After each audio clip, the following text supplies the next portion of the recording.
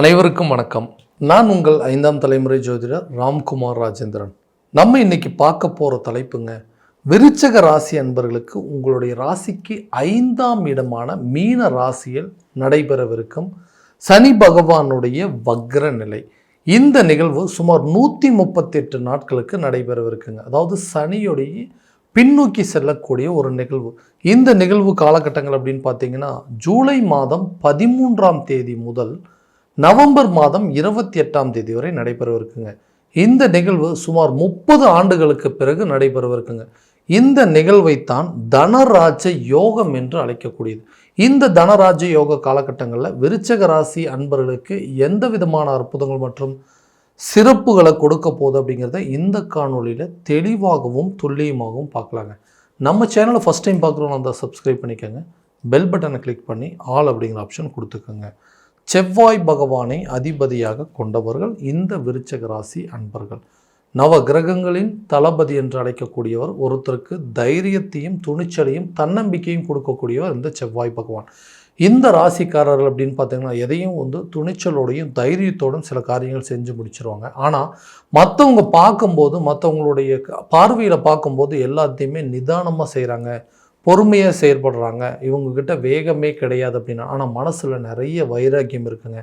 ஒவ்வொரு விஷயத்தையுமே பர்ஃபெக்டாக தான் இலக்குகளை அடையணும்னு நினச்சி அந்த இலக்குகளுக்காகவே தன்னுடைய வாழ்க்கையை அர்ப்பணிக்கக்கூடிய நபர்கள் அப்படிங்கிறவங்க இந்த விருச்சக ராசிக்காரர்கள் தான்.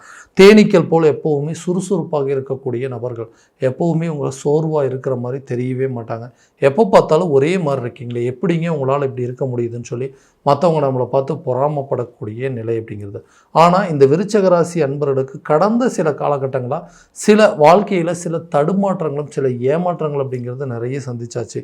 இந்த விஷயங்கள் எந்த மாதிரி விஷயங்கள் அப்படிங்கிறது நடக்கக்கூடாதுன்னு நினச்சோமோ அதுதான் என்னோடய வாழ்க்கையில் ரொம்ப அதிகமாகவே நடந்துகிட்ருக்கு.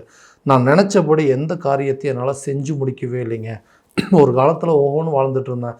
நான் நினச்சபடி எல்லாமே பர்ஃபெக்டாக போயிட்டு இருந்தேன். திடீர்னு என்ன நடந்ததுன்னு தெரியல. பெரிய ஒரு தேக்க நிலை, ஒரு தடுமாற்றம் அப்படிங்கிறது வந்துருச்சு.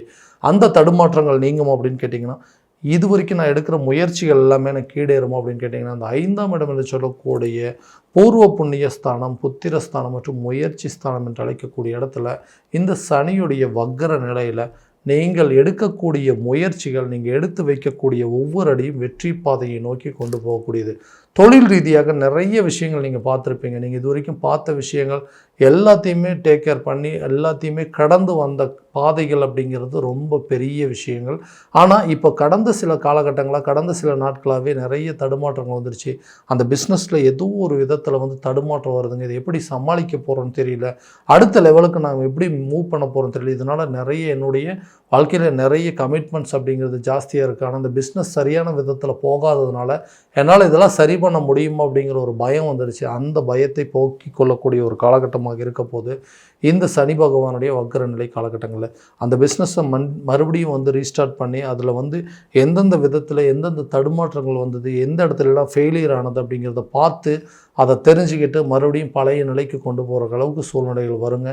லாபத்தை கொண்டு வரக்கூடிய காலகட்டமாக இருக்க போது புதிய தொழிலை தொடங்குவதற்கான முயற்சிகள், தொழிலை விரிவுபடுத்துவதற்காக எடுக்கக்கூடிய முயற்சிகள், அந்த முயற்சிகள் எல்லாமே வெற்றி பெறக்கூடிய ஒரு காலகட்டமாக, பிஸ்னஸ்க்காக நீங்கள் என்னெல்லாம் எஃபோர்ட் போடுறீங்களோ அந்த எஃபோர்ட்டு கண்டிப்பாக சக்ஸஸாக மாறக்கூடிய ஒரு காலகட்டமாக இருக்க போதுங்க.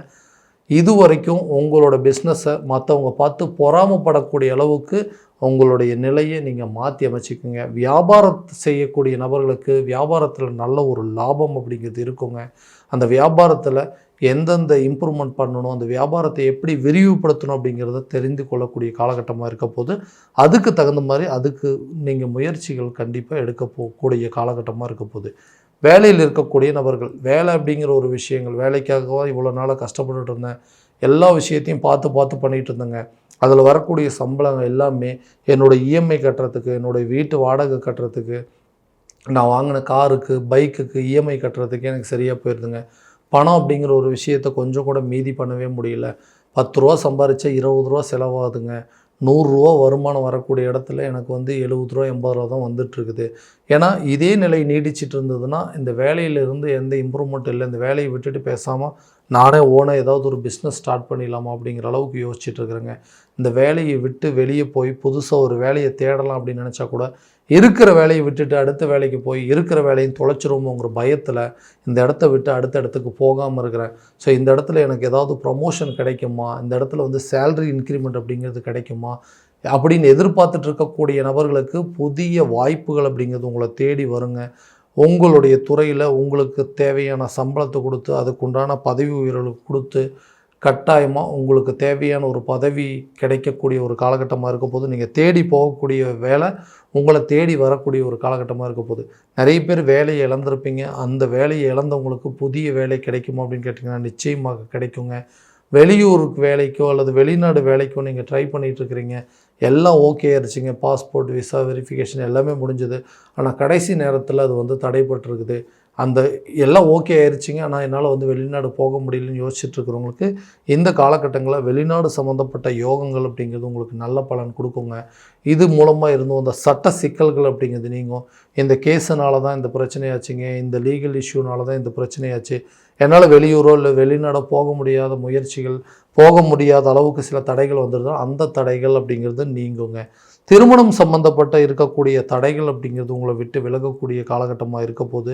நிச்சயமாக ரொம்ப நாளாக வந்து அலைன்ஸ் பார்த்துட்ருக்கோம், ரொம்ப நாளாக வரன்கள் பார்த்துட்ருக்கோம், எதுவுமே சரியாக செட் ஆகலன்னு சொல்கிறவங்க கூட இந்த டைமில் உங்களுக்கு திருமணம் சார்ந்த அமைப்புகள் யோகங்கள் அப்படிங்கிறது கைகூடும். கூடிய விரைவில் குடும்பத்தில் வந்து சுப நிகழ்வுகள் அப்படிங்கிறது நடக்கக்கூடிய காலகட்டமாக இருக்க போது.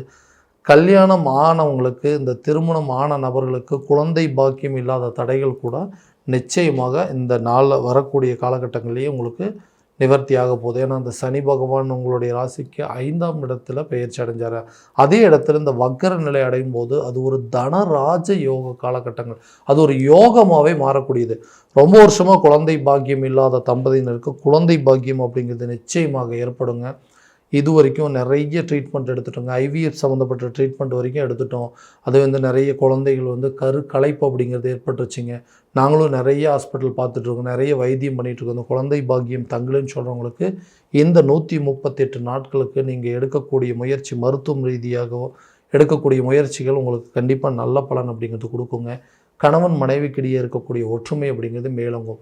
எதுக்கு எடுத்தாலும் சண்டை போடுறோங்க, எதுக்காக சண்டை போடுறோம்னே தெரியல, ஒருத்தருக்கு ஒருத்தர் புரிஞ்சிக்கவே மாட்டேங்கிறாங்க, ஒருத்தருக்கு ஒருத்தர் அட்ஜஸ்ட் பண்ணியே போக மாட்டேங்கிறாங்க. நான் சொல்கிற விஷயங்கள் மனைவி ஏற்றுக்க மாட்டேங்கிறாங்க, மனைவி சொல்கிற விஷயத்த கணவர் ஏற்றுக்க மாட்டேங்கிறாங்க. ஒருத்தருக்கு ஒருத்தர் கருத்து வேறுபாடுகள் அப்படிங்கிறது ரொம்ப ஜாஸ்தியாகவே இருக்குது. இந்த கருத்து வேறுபாடுகள் அப்படிங்கிறது நீங்குமா? மற்றவங்க மத்தியில் நாங்களும் வந்து நல்ல ஒரு ஹஸ்பண்ட் ஒய்ஃபாக வாழ முடியாதா? இதனால் எங்களுடைய குழந்தைகளுடைய எதிர்காலத்தில் எங்களால் வந்து ஃபோக்கஸ் பண்ண முடியல, அவங்களோட ஸ்டடீஸில் எங்களால் வந்து கான்சன்ட்ரேட் பண்ண முடியல, அவங்களுடைய ஆரோக்கியத்தில் எங்களால் கவனம் செலுத்த முடியலன்னு சொல்கிறவங்களுக்கு கணவன் மனைவிக்கிடையே இருக்கக்கூடிய ஒற்றுமை அப்படிங்கிறது மேலோங்குங்க. இது வரைக்கும் வந்து சேர்ந்து வாழவே கூடாது, கண்டிப்பாக நம்ம டிவோர்ஸ் பண்ணி பிரிஞ்சலான்னு சொல்லிட்டு டிவோர்ஸ்க்கு அப்ளை பண்ண கேசஸ் கூட கண்டிப்பாக நீங்கள் வந்து வித்ட்ராவல் பண்ணிவிட்டு நீங்கள் 2 பேர் சேர்ந்து வாழக்கூடிய ஒரு காலகட்டமாக இருக்க போது. விட்டு சென்றவங்க விரும்பி வந்து சேரக்கூடிய ஒரு காலகட்டமும், உங்களோட வாழவே முடியாதுன்னு சொல்லி கணவனை விட்டு பிரிந்த மனைவியும் மனைவியை விட்டு பிரிந்த கணவர்களும் ரொம்ப நாள் கழித்து உங்களோட பிரச்சனைகள் என்னென்னு தெரிஞ்சு, உங்களுக்குள்ளே இருக்கக்கூடிய இருப்புகள் என்னென்னு தெரிஞ்சு அதை ரியலைஸ் பண்ணி இந்த சட்ட ரீதியாக இருக்கக்கூடிய பிரச்சனைகளை ஒதுக்கிட்டு 2 பேரும் சேர்ந்து வாழக்கூடிய காலகட்டமாக இருக்க போது.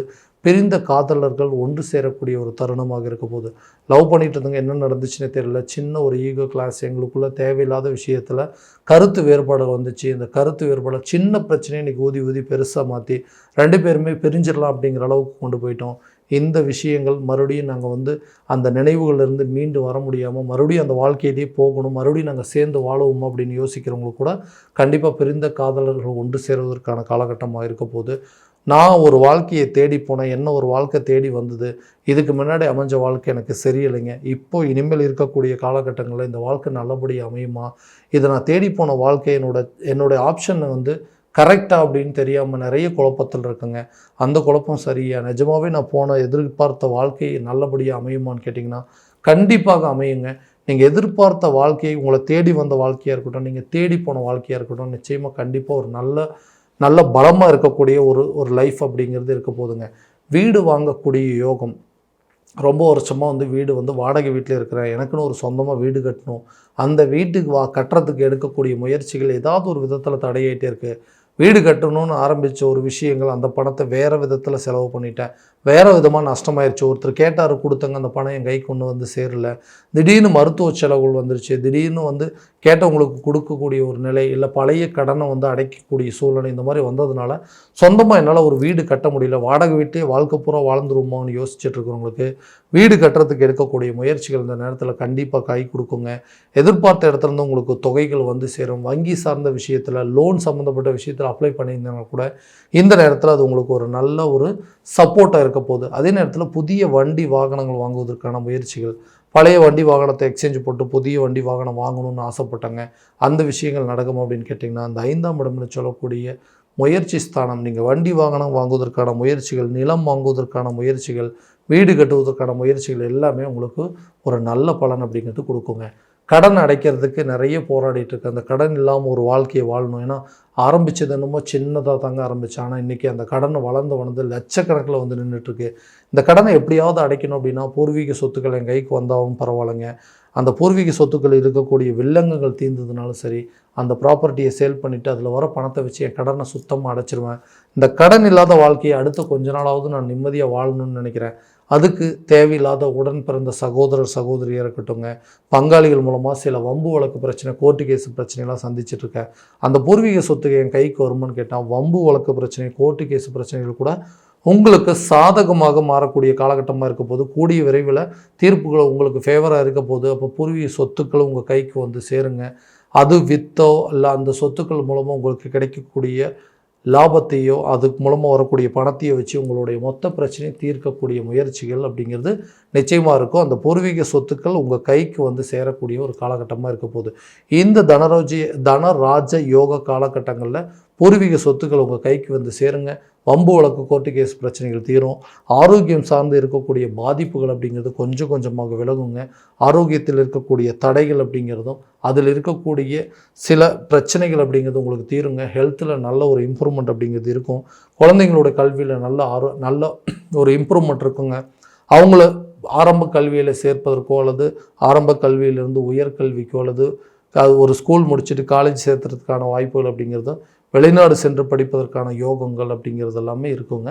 ஸோ கல்வியில் நீங்கள் எதிர்பார்த்த அளவுக்கு நல்ல ஒரு ரிசல்ட் அப்படிங்கிறது இருக்கும். இது வரைக்கும் இருந்த கல்வியில் இருந்த மந்த நிலைகள் அப்படிங்கிறது அகலுங்க.